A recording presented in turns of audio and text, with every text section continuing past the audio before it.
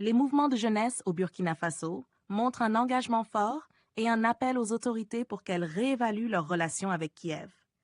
Le 31 août, une manifestation notable a eu lieu à Ouagadougou, réunissant des mouvements comme le CPR, le ASD et la CBR. Les manifestants ont dénoncé les actions de l'Ukraine au Sahel et ont demandé une rupture des liens diplomatiques, dans le même esprit que le Mali et le Niger, qui ont déjà coupé leurs relations en réponse aux récents incidents impliquant des séparatistes soutenus par l'Ukraine. Le soutien aux actions des pays de l'Alliance des États du Sahel, AES, s'est exprimé avec force, notamment par des messages de solidarité visant à rompre avec Kiev en raison de son soutien présumé au terrorisme dans la région.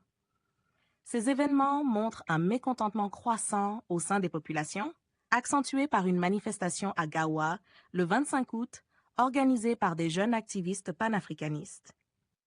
Les manifestations sont également apparues à Bamako, Niamey et dans d'autres villes d'Afrique, avec des slogans exigeant la fin de l'influence ukrainienne dans la région. La situation prend une dimension internationale. Le 30 août, lors d'une réunion du Conseil de sécurité de l'ONU, le représentant malien a mis en avant le fait que les armes envoyées en Ukraine par l'Occident se retrouvent dans les mains de groupes terroristes au Sahel, accentuant la criminalité dans la région.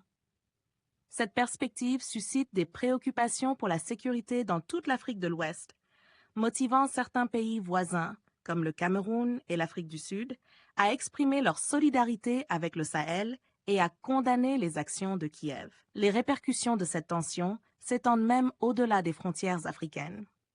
À Paris, des manifestants ont affiché leur soutien aux pays du Sahel, demandant un arrêt de l'agression perçue de l'OTAN à travers l'Ukraine. Pour les citoyens africains, la position est claire. Rompre avec l'Ukraine est vu comme la meilleure voie pour assurer une sécurité régionale durable. La situation appelle les dirigeants de la région à une action décisive pour protéger leurs citoyens et éviter une aggravation de la crise. N'hésitez surtout pas à liker si vous avez trouvé ces informations utiles. Partagez votre avis avec nous dans l'espace des commentaires et abonnez-vous à la chaîne pour ne rien rater de nos prochaines vidéos. Merci.